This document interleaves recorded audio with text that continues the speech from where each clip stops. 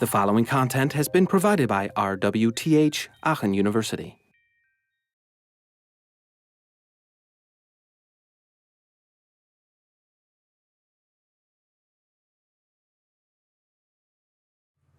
Another way to create mappings that make more sense for people is, or that try to make more sense for people, is activity center controls. You've probably heard about like smart remote or modes or something where all I need to do is press one button and then the lights dim to the right way and the TV turns on and my ambient lighting turns on, whatever.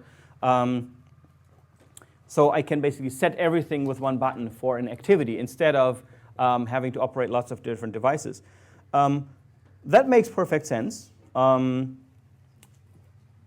The only problem with that is if you if you don't get the activities that are being modeled just right, or if you want to do an activity that's not in your list of activities that you had planned for, that you've designed for, you got a problem. For example, in here, this is also trying to be a smart room. You'll see this in a few weeks when we try to watch a movie here. And when we do that and we're watching a movie, the lights keep coming back. We turn off the lights for watching a movie, and then after a while the lights go back on, right? Because somebody thought, oh, it's really smart if the lights are always on, whatever. So those kinds of problems actually often come up with these activity-based controls or anything that tries to be smart. So be aware of smart solutions for home automation.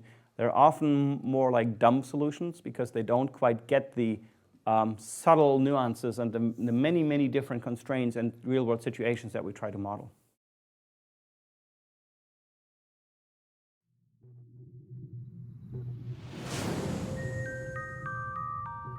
This content was provided by RWTH Aachen University.